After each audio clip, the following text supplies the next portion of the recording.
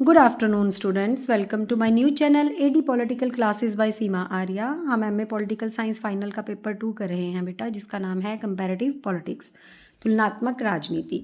Section 3 हमने किया हुआ है, 2 सेक्शन हमारे कंप्लीट हो चुके हैं और सेक्शन 3 का ये हमारा सेकंड क्वेश्चन है। इस क्वेश्चन में हम पढ़ेंगे संविधानवाद के आधार और तत्व के बारे में पढ़ेंगे। आधार क्या हैं जिन पर हमारा ऐसे सिद्धांत जिन पर हमारा संविधानवाद जो है वो टिका हुआ है, उसको क्या बोलेंगे हम? आधार है, उसकी नींव है, उसकी उसी पे ही संविधानवाद टिका हुआ है। अब ये कौन कौन सी चीज़ें हैं जिन पर हमारा संविधानवाद जो है वो टिका हुआ है? आइए अब हम ये पढ़ते हैं। देखो, सबसे पहला क्या है कि हमारे पास संविधानवाद के आधार में कानून का शासन। सबसे पहले तो रूल रेगुलेशन नियम हमारे लिए बहुत ज़रूरी है, कानून का शासन होना चाहिए।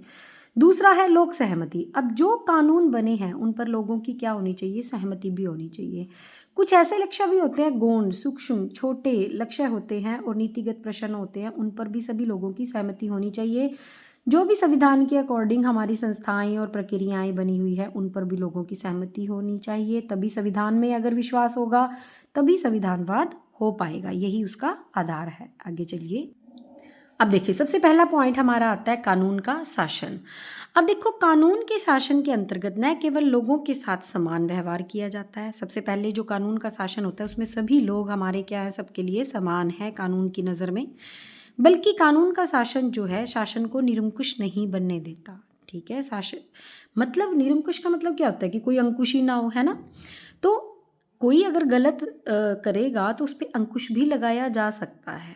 ठीक है, अतः कानून का शासन संविधानवाद की पहली अनिवार्य शर्त है। मतलब मेन इसमें क्या कहा गया है कि कानून का शासन होना चाहिए और कानून का शासन ऐसा हो जिस पर अगर कुछ गलत हो तो उस पर अंकुश लगाया जा सके। ठीक है, लोक सहमति, अब लोगों की सहमति होनी चाहिए। ठीक है, समान व्यवहार हो, ये तो कानून हो गया, अब लोगों की भी तो सहमति हो।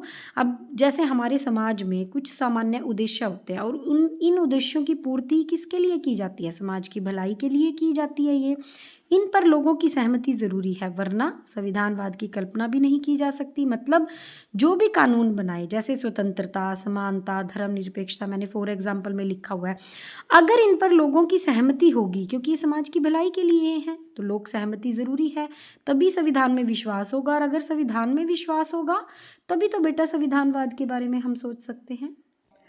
अगला पॉइंट हमारा आता है गौण लक्ष्यों और नीतिगत प्रश्नों पर सहमति। अब गौण मतलब सूक्ष्म लक्ष्य कैसे होते हैं? अब देखो इसमें क्या क्या कहा गया मेन, कि अगर पूरे इस जनता के लिए, मान लो भारत का कानून है, अगर वो पूरे भारत के लिए सोचता है तो सबका विश्वास बनेगा।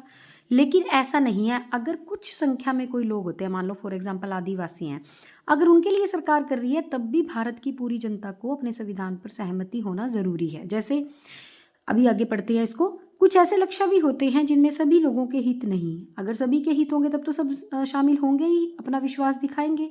लेकिन अगर ऐसे भी कोई काम हो जिन पर सबका हित ना हो बल्कि कुछ लोगों के हितों की पूर्ति होती है, जैसे जो अल्पसंख्यक होते हैं, जो कम संख्या में लोग होते हैं, हमारे झुग्गी झोपड़ी वाले हो गए या कोई आदिवासी हो गए या पहाड़ी दूर दराज के इलाके पे छोटी सी बस्ती बसी हुई है जो सुविधाओं से रहित है, जिनके पास सारी चीज़ें सुख सुविधाएं नहीं है, अगर सरकार उनके लिए कुछ करती है तो ऐसे में ज़रूरी है कि बहुसंख्यक मतलब ज़्यादा संख्या वाले लोग हैं तो अल्पसंख्यकों के हितों पर सहमति रखें, अपनी इच्छा रखें कि हाँ ये सही हो रहा है, सहमत हो उस चीज़ से।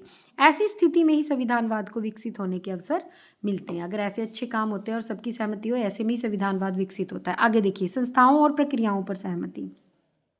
संविधानवाद के लिए शासन के ढांचे और संस्थाओं की कार्य प्रक्रियाओं पर सहमति का होना अनिवार्य है, कि जो भी शासन का ढांचा है हमारे कानून में या जो भी संस्थाएं बनाई गई हैं उन सब पर भी लोगों की क्या हो, सहमति हो, ये अनिवार्य है। जब तक संवैधानिक शासन कौन सा होता है? जो संविधान में लिखा गया है, रूल रेगुलेशन, उसके अकॉर्डिंग जो शासन चलता है, जब तक वो स्थापित नहीं होता है तो बिना संवैधानिक शासन के संविधानवाद भी विकसित नहीं हो सकता। आगे देखिए बेटा, आगे आते हैं हमारे संविधानवाद के तत्व। अब हमने एक नाम है मेन फेमस, जिन्होंने बुक लिखी है पॉलिटिकल साइंस एंड इंट्रोडक्शन, जिसमें उन्होंने इसका जिक्र भी किया है, वो है पिनाक और स्मिथ। अब देखो, अगर आप अपने क्वेश्चन को इस तरह से रिप्रेजेंट करोगे आपको बहुत अच्छे नंबर मिलेंगे। कोई नहीं इतनी पूरी डिटेल पढ़ता, आपको हाईलाइट करनी पड़ती हैं चीज़ें, परोसना पड़ता है क्वेश्चन को टीचर के आगे। देखो, संविधानवाद के तत्व पिनाक एवं स्मिथ ने अपनी पुस्तक, कौन सी पुस्तक, पॉलिटिकल साइंस एंड इंट्रोडक्शन, इसमें क्या कहा? इन्होंने कहा इसमें संविधानवाद के निम्नलिखित 4 तत्वों का उल्लेख किया इन्होंने। देखो कौन कौन से 4 तत्व हैं वो। सबसे पहले, संविधान संस्थाओं को साकार रूप दे, जो भी संस्थाएं हैं उनको सकारात्मक रूप दे। उसके बाद संविधानवाद में शासन पर प्रतिबंध जरूरी है, मतलब अंकुश लगाना जरूरी है। संविधान में संशोधन किया जा सकता है। और संविधान राजनीतिक शक्ति का संगठन। पहला, संस्थाओं का साकार रूप, शासन पर प्रतिबंध भी होना चाहिए, संशोधन भी होने चाहिए। देखो अभी आप में शायद आपको याद हो, जम्मू कश्मीर की धाराओं को हटा दिया। अब वहाँ पे कोई भी, पहले तो रूल था कोई ज़मीन नहीं खरीद सकता वहाँ, यहाँ से जाके बिजनेस नहीं कर सकता, सिर्फ घूम के आ सकते थे वहाँ। लेकिन अब तो उसमें बहुत चेंजेस आ गए हैं। जो धाराएं लगी हुई थी वो 370 वाली, वो हटा दी। अब क्या है, वहाँ पे जाके लोग ज़मीन खरीद सकते हैं, व्यापार कर सकते हैं, वहाँ बस सकते हैं, अपने घर बना सकते हैं। तो ये संशोधन ही तो किया है ना। तो संविधान में संशोधन किया जा सकता है। संविधान राजनीतिक शक्ति का संगठन। आगे देखिए, संविधान संस्थाओं को साकार रूप में। जो संविधान है उसमें संस्थाओं को साकार रूप में कैसे? देखो, संविधान में अनिवार्य संस्थाएं कौन सी हैं? अनिवार्य संस्थाएं हमारी विधान पालिका, कार्यपालिका, न्यायपालिका, नौकरशाही आदि का विस्तृत वर्णन है संविधान में। इनमें इन संस्थाओं के पारस्परिक संबंधों का भी वर्णन है। अब देखो, सारी अपने अपना कोई रूल बनाता है, कोई उसके ऊपर कार्य करता है। अगर कार्य सही से ना हो तो न्यायपालिका अपना काम करती है। तो सभी एक दूसरे से क्या है, संबंध स्थापित किए हुए हैं। इनका विवरण होता है संविधान में। यदि संविधान में इन अनिवार्य संस्थाओं का विवरण नहीं होता तो वहाँ संविधानवाद भी संभव नहीं हो सकता। ये पहला तत्व है, ठीक है। इसका मतलब जो भी हमारी संस्थाएं हैं संविधान में, उनमें जो अनिवार्य है वो सब कुछ दिया हुआ है, उनमें विश्वास होना चाहिए। और अगर ऐसा नहीं होगा तो हमारा संविधानवाद भी संभव ना होता। अगला हमारे पास आता है, संविधानवाद में शासन पर प्रतिबंध जरूरी। अब देखो, संविधानवाद में प्रतिबंध क्यों जरूरी है? संविधानवाद में देश का संविधान शासन पर प्रतिबंध का कार्य करता है, ठीक है। संविधान में शासन की शक्तियों का स्पष्ट उल्लेख किया गया है। देखो, अगर कोई भी हमारा नेता बनता है उसकी शक्तियां स्पष्ट रूप से लिखी हुई है। या कोई भी हमारी संस्था, न्यायपालिका है तो उसमें सुप्रीम कोर्ट के जो जज है उनके भी रूल रेगुलेशन है, वो क्या कर सकते हैं, अपनी शक्ति का किस हद तक उपयोग कर सकते हैं ना, जिससे शासन अपनी शक्तियों का दुरुपयोग नहीं कर सकता। हर किसी के लिए रूल है, ट्रैफिक में चलने के लिए भी रूल हैं, है ना। अपनी हर संस्था के अपने, कोई भी संस्था है समाज में, उनके अपने रूल रेगुलेशन है, संविधान के अकॉर्डिंग ही उनको काम करना पड़ता है। यदि कोई शक्तियों का दुरुपयोग करता है तो उसके लिए फिर कानून भी है, ठीक है। आइए पढ़ते हैं। शक्तियों का स्पष्ट उल्लेख किया जाता है जिससे शासन अपनी शक्तियों का दुरुपयोग नहीं कर सकता। संविधान में शक्तियों के विभाजन के कारण, अब देखो शक्तियों का विभाजन कैसे कर रखा है, प्रत्येक अंग अपने क्षेत्र में रहकर कार्य करता है। विधान पालिका अपना कार्य करती है, कार्यपालिका अपना, न्यायपालिका अपना, कोई इंटरफेरेंस तो नहीं करता ना उसमें। हाँ, ये एक दूसरे से इंटरलिंक है, लेकिन सब अंग अपने अपना बिल्कुल अच्छे से काम करते हैं। संविधान शासन पर अंकुश लगाने का कार्य करता है। इससे पता चलता है कि रूल्स के अकॉर्डिंग काम हो रहा है तो एक अंकुश ही तो है ना, वो उससे बाहर जा ही नहीं सकता कोई भी।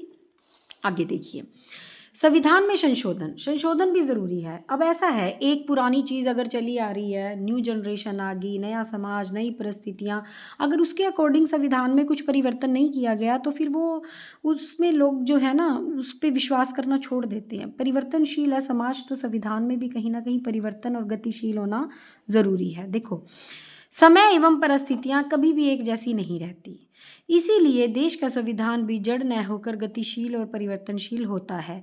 यदि ऐसा न होता तो लोग आवश्यकताओं के कारण क्रांति पर उतर जाएंगे। इससे संविधान को खतरा पैदा हो सकता है। अगर मान लो एक जैसा रिजिड सा कोई संविधान होता जिसमें कोई चेंज ना होता समाज के अकॉर्डिंग, तो लोग तो क्रांति पे उतर आएंगे, है ना। इससे संविधान को भी खतरा पैदा हो सकता है। तो संविधान में संशोधन की प्रक्रिया का वर्णन होता है ताकि भविष्य की आवश्यकताओं के लिए इसमें परिवर्तन किया जा सके। आगे हमारे पास आता है संविधान जो है राजनीतिक शक्ति का संगठन होना चाहिए। संविधान में शासन संस्थाओं की कार्य प्रणाली इस ढंग से दी हुई होती है कि उसे लोगों पर विश्वास प्राप्त हो, मतलब लोग उस पर विश्वास करें। सरकार की वैधता के बिना संविधान का कोई महत्व नहीं है। सरकार वैध होनी चाहिए तभी संविधान लागू होगा।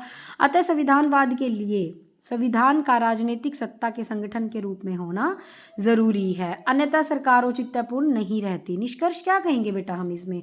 उपयुक्त विवरण से स्पष्ट हो जाता है कि संविधानवाद के 4 आवश्यक तत्व हैं, जो कि हमने पढ़े, तत्व भी पढ़े और उससे पहले हमने आधार भी पढ़े। यदि संविधान में ये चारों तत्व नहीं होंगे तो संविधान जो है वो संविधानवाद के विकास में सहायक नहीं होगा। बेटा आपको जो ये वीडियो कराई है इसका इंट्रोडक्शन पार्ट इससे पहले वाली वीडियो में है। आपको आएगा संविधानवाद क्या है, संविधानवाद के आधार और तत्व लिखिए। तो आपको दोनों वीडियो को कंबाइंड करके लिखना होगा। और अगर आपको मेरे नोट्स ईजी लग रहे हैं तो प्लीज़ कमेंट बॉक्स में लिखो यार, मुझे भी थोड़ा मोटिवेशन मिलेगा कि हाँ मैं और भी बुक्स उठाऊँ। Thank you so much.